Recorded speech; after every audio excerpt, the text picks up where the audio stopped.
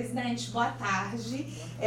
Esse podcast faz parte de uma das ações para a gente divulgar o plano de integridade na casa, né? Isso tudo começou dia 8 de julho agora, com base na diretriz do programa Prisma, que foi você responsável pela adesão. E já falando aí do Prisma, a gente queria que você comentasse qual o porquê dessa adesão e qual a importância para fortalecer a nossa cultura de integridade. Obrigada pelo convite, super feliz de estar aqui num momento que é bem importante e eu diria marcante em termos de cultura de integridade do FNDE. Eu queria acrescentar aí a tua fala. Na verdade, o FNDE ele não aderiu ao Prisma. Nós procuramos a CGU para desenvolver um programa semelhante a esse, foi que a CGU criou o Prisma por conta da nossa demanda e nós fomos voluntários. E depois a CGU convidou aí sim a Codevasf para participar, porque eu acho que foram dois órgãos que passaram por diversos desafios de integridade nos últimos anos. Assim, uma das coisas que mais me chamou a atenção e que tem sido um compromisso nosso desde o início da gestão é de fato a gente investir no resgate da imagem. A sociedade brasileira precisa conhecer o FNDE e precisa conhecer a riqueza e a contribuição do FNDE para a educação brasileira, que não é pequena, né? E normalmente a sociedade conhece o Ministério da Educação, conhece o MEC, mas o FNDE normalmente é um ilustre desconhecido.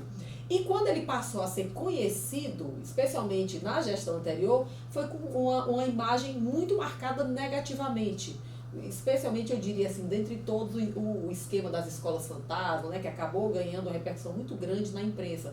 Então, o FNDE não merece, até porque tem um corpo de servidores que eu diria assim, que é do mais alto nível. Então, a gente está nesse resgate, a busca da CGU naquela época foi exatamente para que nós tivéssemos, assim, eu diria, boas sementes plantadas no sentido da integridade. Perfeito, presidente. E continuando, a gente ainda falando, né, dessa solidificação da cultura de integridade, a gente busca aí uma conduta pautada na ética, né, nesses valores morais e tornar esse comportamento intrínseco na postura, no comportamento dos nossos servidores e colaboradores. Isso você sempre deixou claro, né? Até no Anabil do seu Instagram você fala em integridade, compromisso, trabalho. Então, qual seria o engajamento aí da alta administração nesse nosso propósito, nesse projeto? Tá. É óbvio, toda organização ela tem uma cultura. A cultura, eu diria que ela espelha a alma da instituição. Mas está muito claro também que dentro da instituição, ela é um corpo de servidores. A instituição ela se faz pela junção de todos.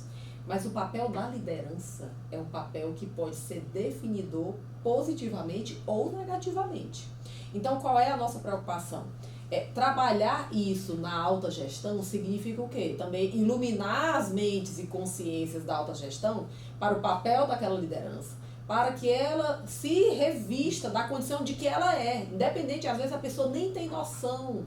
Eu gosto muito de ressaltar isso com gestores, as pessoas nem imaginam o quanto está num cargo de gestão e o fato de estar na liderança, o quanto isso funciona e as pessoas olham e julgam e muitas vezes replicam o comportamento. Então é bem importante que a alta liderança ela esteja consciente do papel dela, no impacto da vida das outras pessoas, da equipe, e que todos estejamos impactando a vida da sociedade como um todo de forma positiva. Então, para isso, os valores, e assim, é óbvio que não existe um cidadão que está dentro do FNDE que está fora do mundo. Essa questão do debate dos valores, eu diria, de princípios, ela é uma questão que está na sociedade como um todo, especialmente quando a gente trata da ética, que é um princípio filosófico extremamente antigo, muito debatido, e a gente precisa ter uma cultura institucional favorável ao desenvolvimento disso, mas todos nós somos cidadãos que estamos no mundo, né? E que precisamos também cultivar esses princípios e esses valores. E por falar nesse engajamento da alta gestão, eu quero aproveitar a oportunidade para trazer a Lume, né? Não sei se os colegas sabem, mas nós tivemos aí uma iniciativa pioneira que foi a inclusão do módulo de integridade no curso de formação dos novos servidores. Isso ainda não tinha acontecido, não é uma prática comum ainda na administração pública federal. É só uma comprovação, né? Uma constatação aí para respaldar a sua fala.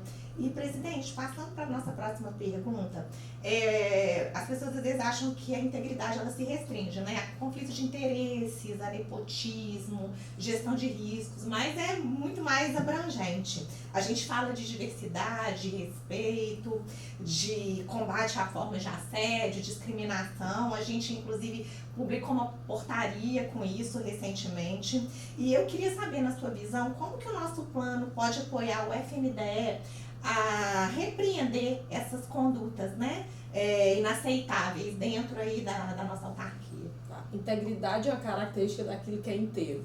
Quando diz de uma pessoa íntegra, né, normalmente, como que você, digamos, eu busco integridade na minha vida, o que é que eu preciso buscar? Alinhar aquilo que eu falo com aquilo que eu digo.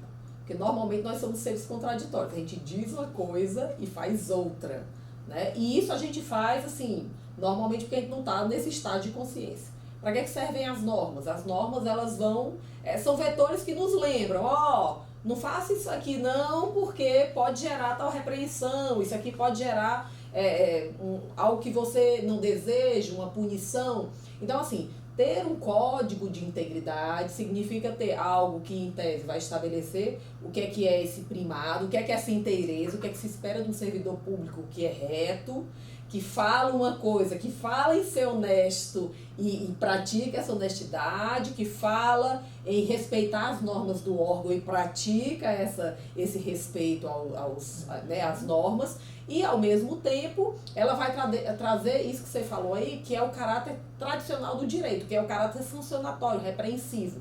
Mas o direito hoje, ele é muito mais, as normas de integridade, as normas valorativas, as normas de princípio, elas são normas muito mais, eu diria, naquilo que a gente chama de sanções premiadas, de você conseguir prestigiar os bons exemplos, do que eventualmente ter que repreender. Agora, a repreensão ela precisa estar, mas eu acredito muito mais numa cultura de conscientização. Prevenção. Exato, prevenção do que propriamente repreensão. A repreensão faz parte, porque todos somos falhos e isso faz parte da nossa cultura brasileira. Ainda, eu acho ainda, em muitos pontos nós temos muitas hipocrisias que às vezes a gente não admite.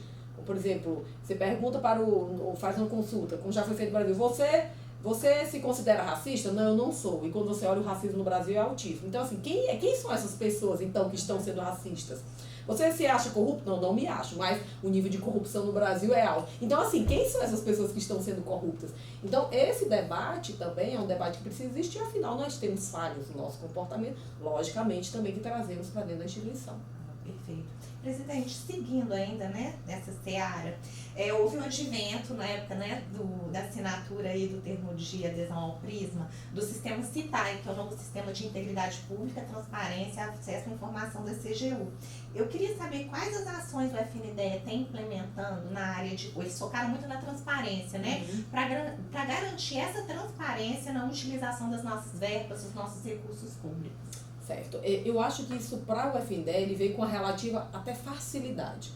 Por quê? Porque o FNDE, ao longo dos últimos anos também, foi palco de inúmeros processos relacionados a órgãos de controle, que fez com que o órgão tivesse uma maturidade muito grande comparada a outros órgãos na lida com esses dados. Hoje, acho que o nosso maior desafio no FNDE é organizar os dados, não é nem torná-los transparentes. Acho que a gente tem uma profusão de transparência, mas essa transparência pode ser melhor organizada. E aí qual foi, dentre todas as medidas que nós adotamos, tem uma recente, que eu não sei se todo mundo se apropriou dela, mas vem exatamente nessa tua linha, que é exatamente a institucionalização da plataforma Antonieta de Barros. Ela visa ser o grande repositório de transparência e de organização dos dados. Porque hoje, sei lá, você está num município como o meu, no Crato, Ceará, você precisa saber o que é que o Crato recebeu. Você tem que entrar em um monte de dashboard distinto, em um monte de BI. Isso não é comum e não é fácil para a maior parte da população brasileira. A pretensão da plataforma Antonieta de Barros, ela ainda não está madura desse jeito, porque a gente está trabalhando nela, está dando passos. Mas é que a gente consiga ter um repositório que você coloque o nome do município, você consiga ver, olha, ele foi contemplado nisso, naquilo, na data tal recebeu tanto, na data qual recebeu aquele outro programa, enfim, recebeu a seguinte transferência voluntária. Então, esse é um grande passo que eu acredito que até o final do próximo ano a gente já consiga ter bem mais maduro. Perfeito. E, presidente, falando, né, agora do plano, qual você enxerga assim, que seriam as nossas maiores dificuldades para consolidar aí esses primados, essas premissas do nosso plano? Olha, a gente está num momento agora, e às vezes as pessoas também não se percebem, que é um momento de muita mudança, porque o plano vem também com um choque que a gente não sentiu ainda, que é a entrada de novos colegas. Isso é algo que normalmente nas instituições causa um certo estremecimento, né? Óbvio, porque normalmente é uma geração distinta, novos valores, outros conflitos, uma outra forma de viver. Então a gente está num plano que a gente diria com uma certa estabilidade. Quem está aqui já está há algum tempo, já conhece a dinâmica do FNDE e tal. E aí a gente vai jogar nesse caldo sem novas pessoas, com outros princípios. Temos também os colegas sendo contratados via contrato temporário da União, tem dois editais que estão na praça de CTU também. Então, assim, de que forma a gente vai conseguir, a partir de uma equipe que está consciente desse processo, do papel do FNDE, dos princípios e valores que nós, digamos, costumeiramente construímos, como é que vai vir essa adição dessas pessoas. E como é que nesse choque, e aí eu não estou falando choque no sentido negativo, não. Uhum. Eu acho que o choque ele tende a ser positivo. Como é que esse choque vai compreender esse conjunto normativo também e entronizar? Porque pode ser que para um monte de gente que está entrando, tipo, isso aqui não faz sentido para mim, eu acho que essa organização não é a minha cara. E a pessoa... Isso pode acontecer, né? Isso pode acontecer e a pessoa diz, não, vou partir para outra. A gente tem já um desafio muito grande dessa geração mais jovem, às vezes assim, eles parecem ser mais automotivados no sentido do propósito e do valor. Aquilo que ele sente que não está pulsando, ele vai embora, vira e vai para o mercado de trabalho, arranja outra coisa. Eles são mais desapegados. Sim. Do que a estrutura, por exemplo, da minha formação, você pensava no emprego para a vida toda, isso não existe mais, né? Então, assim, existe uma mudança enorme na relação de trabalho e isso afeta o servidor público. A nossa relação é talvez mais estática, né? Menos dinâmica. Tem razão. E, presidente, para a gente encerrar, você gostaria de fazer alguma declaração para os nossos colegas, né? Nesse podcast, nesse momento de integridade aí? Eu gostaria quero. de deixar uma mensagem? Eu quero deixar uma mensagem, na verdade, de agradecimento, Karina, a você e ao nosso gabinete, na pessoa da Juliana. Porque, de fato, é óbvio que uma instituição como um todo, a gente precisa estar engajando todo mundo. Mas eu acredito no poder pessoal, acredito que pessoas transformam esses processos. E vocês duas têm sido muito valiosas. Junto com toda uma outra orquestra que existe ali dentro do gabinete, a colaboração das diretorias, enfim, dos diversos setores do FNDE para que isso aconteça. Mas é importante a gente ter uma pessoas que acreditem nisso, que saibam que isso pode acontecer. Para além disso, é super importante, acho que esse momento que o FNDE está vivendo de apoio. Eu me sinto muito apoiada externamente, especialmente pela Controladoria Geral da União. Eu jamais tive uma porta minimamente fechada. Então, assim, eu acho que a gente está num momento muito bom para realmente conseguir alavancar muita coisa boa aqui no FNDE. Vocês juntam, parabéns. Muito obrigada. E a CGU, de fato, é muito colaborativa. Eu ligo para eles. A gente tem conversado muito aí, porque em breve o relatório do Prisma vai ser divulgado. Sim. E eu corroboro e agradeço, presidente. Queria, assim, antes de terminar, agradecer a sua disponibilidade em colaborar com a nossa semana e te parabenizar enquanto liderança feminina na frente do órgão.